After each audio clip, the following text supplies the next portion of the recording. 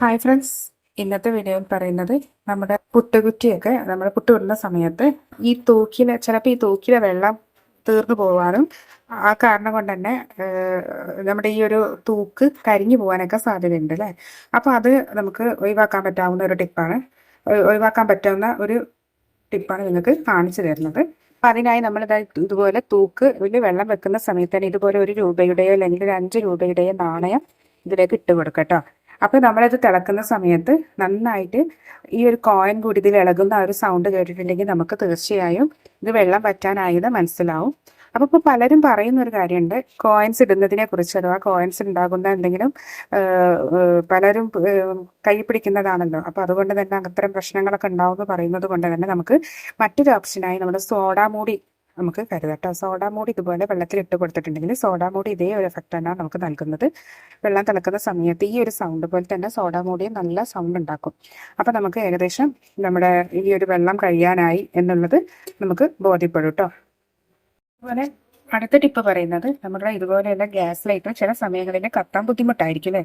അപ്പം ഇതിൻ്റെ ഉള്ളിൽ നല്ല രീതിയിൽ കറ കെട്ടിയിട്ടുണ്ടാവും. അപ്പോൾ അതുകൊണ്ട് തന്നെയാണ് നമുക്ക് ചിലപ്പോൾ കത്താനൊക്കെ ബുദ്ധിമുട്ടുണ്ടാകുന്നത്. അപ്പോൾ അത് പോക്കാനുള്ള ഒരു ടിപ്പും കൂടി ഞാൻ ഷെയർ ചെയ്യുന്നുണ്ട്. അതോടൊപ്പം തന്നെ നിങ്ങൾക്ക് ഈ ഒരു നമ്മുടെ ഇതിൻ്റെ മുകളിലൊക്കെ റെസ്റ്റ് പിടിക്കുന്ന ഒരു സംഭവം കാണാറുണ്ടല്ലോ, അതുപോലെ തുരുമ്പിൻ്റെ കറ കാണാറുണ്ട്. അപ്പോൾ ഈ ഒരു തുരുമ്പിൻ്റെ കറ പോകാനായി നമുക്ക് ചെയ്യുന്നത്, ഒരല്പം പേസ്റ്റ് ഇട്ട് നന്നായി ഒരു കോട്ടൺ തുണി ഇട്ട് തുടച്ചെടുത്താൽ മതി കേട്ടോ. പേസ്റ്റും ഒരു കോട്ടൺ തുണി ഉണ്ടെങ്കിൽ ഈ ഒരു കറ പോയി നല്ല ഗ്ലേസിങ് കിട്ടും നമ്മുടെ ഈ ഒരു ഇതിന്. അപ്പോൾ ഞാൻ ആദ്യം തന്നെ ഇത് കാണിച്ചു തരാം, അഥവാ ഇതിൻ്റെ ഈ കറ എങ്ങനെ കളയുന്നതെന്ന്. അപ്പോൾ ഇതിനായി ഒന്നുകിൽ ഒരു ടൂത്ത് പിക്ക് അല്ലെങ്കിൽ ഇതുപോലെ ഒരു ഈർക്കിൾ എടുത്തതിന് ശേഷം ഇതിൻ്റെ ഉള്ളിലൊക്കെ നന്നായി ഒന്ന് കുത്തി വെച്ച് കൊടുക്കുക കേട്ടോ. ഇതിൻ്റെ ഉള്ളിലൊക്കെ ഒന്ന് നന്നായി ഒന്ന് കുത്തി വെച്ച് കൊടുക്കുക. ഒരു ടൂത്ത് പിക്ക് ആണെങ്കിൽ ഏറ്റവും എളുപ്പമാണ്. ടൂത്ത് പിക്ക് ഇല്ലാത്തവർ ഇതുപോലെ ഒന്ന് ചെയ്ത് കൊടുക്കുക. അത് കണ്ടോ, ഇതിൻ്റെ ഇപ്പം തന്നെ കണ്ടോ, നിങ്ങളെ ഒരു കറ വരുന്നത്, ഒരു ചളി വരുന്നത് കാണാം. ഇത് കണ്ടോ, ഇത് കണ്ടോ. അപ്പോൾ ഇതുപോലെ ഒന്ന് ജസ്റ്റ് ഒന്ന് ടൂത്ത് വെച്ച് ഇതുപോലെ ഒന്ന് ചെയ്ത് കൊടുക്കുക. അതിനുശേഷം നമുക്ക് ചെയ്യേണ്ടത്, ആ ഒരു കറ കളയാൻ വേണ്ടിയിട്ട് ഇതിലേക്ക് ഇതുപോലെ ഒരു ബഡ്സ് ഇട്ട് കൊടുക്കുക.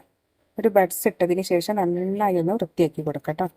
അത് കണ്ടോ, ഇതിൻ്റെ ഉള്ളിലുള്ള ഒരു ചളിയാണ് ഇപ്പോൾ നിങ്ങൾ ഈ കാണുന്നത്.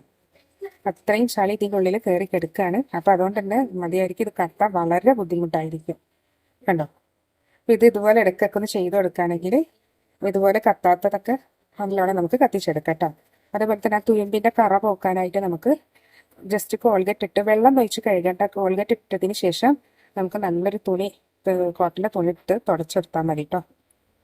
ഇതൊന്ന് ട്രൈ ചെയ്ത് നോക്കുക കേട്ടോ. അപ്പോൾ ഇതൊന്ന്